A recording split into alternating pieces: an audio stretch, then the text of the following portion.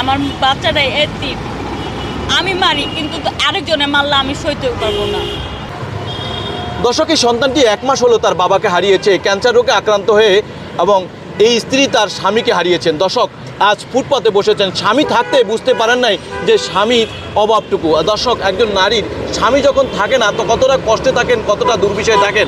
আর সন্তানের মাথার পরে যখন তার বটগাছটি, যে বাবা নামেন সেই সাইনবোর্ডটি যখন হারিয়ে যায় আর পৃথিবী থেকে বিদায় নেয়, তখন সেই সন্তানটি কতটা দুঃখে দুঃখে বড় হয়, কষ্ট করে বড় হয়, সেই জিনিসটা আপনারা দেখেছেন যে অনেক অনাথ আশ্রমে অনেক চলে যেতে হয়। আর এক কথায় বলা যায় যে এই মায়ে তার একমাত্র সম্বল, মায়ে তার একমাত্র হলো গার্ডিয়ান। যদি মাও কখনো বিপদগামী হন তখন এই সন্তানটির পাশে কে দাঁড়াবে? দর্শক, এই রমজান মাসে যেখানে মানুষ থাকবে, নামাজ পড়বে এবং বাসায় ঘরে থাকবে, একজন নারী হয়ে যেখানে যেখানে থাকার কথা সেখানে না থেকে এখন তার ফুটপাতে হচ্ছে বেলুন বিক্রি করতে তার সংসারটি চলছে। দর্শক, আমরা শুনবো তার কাছ থেকে বিস্তারিত বিষয়গুলো। চলুন দর্শক, কথা বলি। বোন, আমাদেরকে একটু বলবেন আপনার স্বামী কোথায়?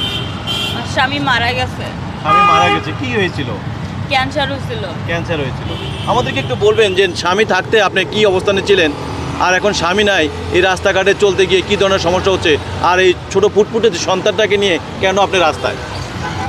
আমার স্বামীটা যখন ছিল তখন আমি মূল্যায়ন বুঝি নাই। এখন স্বামী মারা যাওয়ার পরে আমি এখন মূল্যায়ন বুঝছি স্বামীর জিনিস। আমি চাই না আমার সন্তানের মতন আরও কোনো সন্তান এভাবে রাস্তায় নামুক। আমার ফুটপথে সন্তানটা এভাবে না কষ্ট হোক।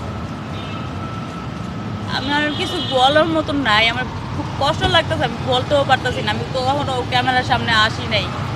স্বামী যখন ছিল আপনার পাশে তখন স্বামীর প্রতি কী ধরনের আপনি মূল্যায়ন করেছিলেন?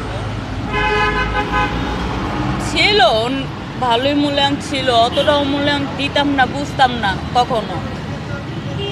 একটা কথা বললে হয়তো শুনতাম না, ই করতাম না, কিন্তু এখন বুঝি যে স্বামী ভালোর জন্যই কয়েক কথা বলতো। এখন যে হাত সরে গেছে, মারা গেছে, এখন বুঝি যে স্বামী জিনিসটা কি, এখন বুঝি নাই। স্বামী না থাকলে মেয়েদের কতটা মূল্যায়ন হয় এই সমাজে? এই সমাজের কোনো মূল্যায়ন হয় না। স্বামী চলে যাওয়া আবার মারাও যাওয়া দুটোটাই একই।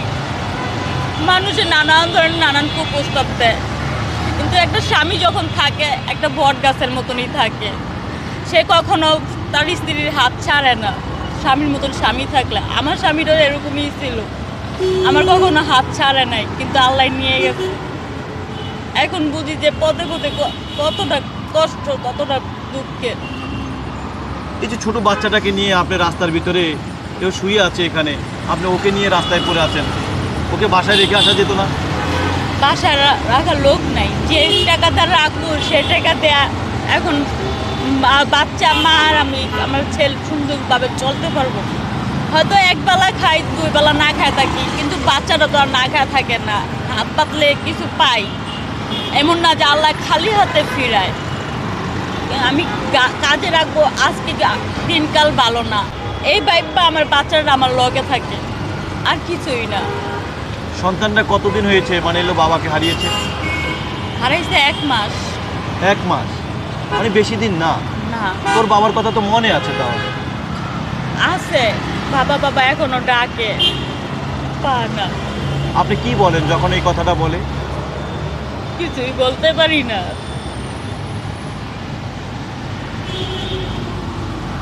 কতদিন তার বাবা আসবে বলে আপনি এইভাবে প্রতিশ্রুতি দিয়ে যাবেন? কতদিন এইভাবে কষ্টটা করবেন একটু বলবেন? জানি না, আল্লাহ যতদিন রাগে ততদিন বইলা দেখতে হইব। এরপরে বুঝার হইলে তো বলবই যে বাবার আদর। 1 মাস হয়েছে এই বাচ্চাটার বাবা দুনিয়া থেকে বিদায় নিয়েছে ক্যান্সার রোগে আক্রান্ত হয়ে, আর সেই সন্তানটাকে নিয়ে আপনি রাস্তায়। আপনি যখন স্বামী ছিল তখন বুঝতে পারেন না আপনার স্বামীর মূল্যায়নটা কি। আজ আপনার স্বামী নাই, সেই স্বামী ছাড়া একজন নারী যে কতটা অসহায় সেটা আপনার চোখের পানি বলে দিচ্ছে যে আপনি কতটা অসহায় রয়েছেন। কতদিন আর মানে এলো মিথ্যে সান্ত্বনা দিবেন যে তার বাবা ফিরে আসবে? জানি না, আমার বাচ্চা এখন 2.5 বছর চলে, ও কথা তেমন একটা বলতে পারে না, শুধু বাবা আর মাই ডাকে। যখন বাবা বাবা বাবা ডাকে তখন আমি কিছু বলতে পারি না, এটা ঠিক আছে। বোন, আপনি এই কোন রাস্তার মুখে আছেন আমাদেরকে একটু বলবেন?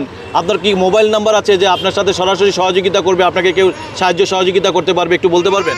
না, মোবাইল নাম্বার নাই, কেউ কারো নেই। কি নাম আপনার? মনি। মনি। আপনার বাচ্চার নাম? আরিয়ান। আরিয়ান। দর্শক, এই মনি এবং আরিয়ান আমরা আপনাদেরকে একটু দেখাতে চাই যে গুলশান 1 নম্বরের থেকে আসতে ঠিক সিটি ব্যাংকের হেড অফিস যে রয়েছে, এমটিবি মানিলো মিউচুয়াল ট্রাস্ট ব্যাংক রয়েছে, পাশাপাশি রয়েছে। আপনাদেরকে একটু দেখানোর চেষ্টা করি যে এই রাস্তাটা রয়েছে, এটা হলো রাস্তাটা হলো 8 নম্বর রোড। 8 নম্বর রোডের মুখেই রয়েছে এই মনি তার সন্তানকে নিয়ে। দর্শক, 1 মাস হয়েছে এই সন্তানটি তার বাবাকে হারিয়েছে, আর তার স্ত্রী হারিয়েছে তার স্বামীকে। দর্শক, আপনারা যদি এই রমজান মাসে যদি একটুখানি সাহায্য সহযোগিতা করেন, এই সন্তানটার মুখে একটু হলেও হাসি ফুটবে। এবং এই খোলা আকাশের নিচে আমি এখানে দাঁড়িয়ে যে ভিডিওটি করছি, রিপোর্টটি তৈরি করছি, সেখানে আমার 2 হাতে, এক হাতে রয়েছে আমার মাইক্রোফোনটি আর এক হাতে হচ্ছে আমার ক্যামেরাটি, কিন্তু যে হারে মশা আমাকে আপনাদের কি বলবো যে দর্শক যে কামড়াচ্ছে। আর এই ছোট বাচ্চাটাকে, অবশ সন্তানটাকে নিয়ে এই মা তার সন্তানটাকে নিয়ে রাস্তায় পড়ে আছে। দর্শক, আপনারা একটু সাহায্য সহযোগিতা করলে হয়তোবা এই সন্তানটাকে নিয়ে মা তার বাসায় থাকতে পারবে, হয়তোবা এই রমজান মাসে আল্লাহর কাছে নামাজ পড়ে ফরিয়াদ করতে পারবে, আপনার জন্য দোয়া করতে পারবে। এবং এই সন্তানটা হয়তোবা তার বাবাকে কখনো ফিরে পাবে না, আমরা তাকে ফিরিয়ে আনতেও পারবো না, কিন্তু আমরা যদি একটু সাহায্য সহযোগিতা করি, হয়তোবা তারা একটু ভালো থাকতে পারবে, ভালো খেতে পারবে। দর্শক, আমরা এই বোনটির কাছ থেকে তার বাসার ঠিকানাটা একটু জানার চেষ্টা করি, যাতে সরাসরি আপনারা সেই বাসার ঠিকানায় গিয়েও আপনারা যদি কোনো সাহায্য সহযোগিতা করতে চান তাহলে করতে পারবেন। বোন, আপনি কোথায় থাকেন? করাইল বস্তিতে। কোন বাড়িতে, কার বাড়িতে থাকেন একটু যদি বলেন? আমি তো বাড়িওয়ালার নাম জানি না, ওইখানকার আমি একবারেই নতুন। আপনি কিন্তু এখানে আপনি কয়টা থেকে বসেন এই গুলশান 1 নম্বর 8 নম্বর রোডের মুখে? আসি সকালে আসেন, যান কখন? যাই 10টায়, রাতে 10টায়। মানে সকাল কয়টা থেকে আপনাকে পাওয়া যাবে? 7টায় থেকে 7টা থেকে রাত 10টা পর্যন্ত আপনাকে এখানে পাওয়া যাবে। হ্যাঁ। আপনি বেসিক্যালি কাজটা করেন কি? বেলুন বেচি। মানে এখানে বসে বসে কি বিক্রি হয় বেলুন? হয় না, বেশি 10-5 টাকা যে পারে দিয়া যায়। আচ্ছা, ধন্যবাদ। দর্শক, আপনারা শুনলেন এই বোনটির কাছ থেকে যে বেলুন বিক্রি করে এবং এই সন্তানটাকে নিয়ে তার সংসারটি চলতেছে। দর্শক।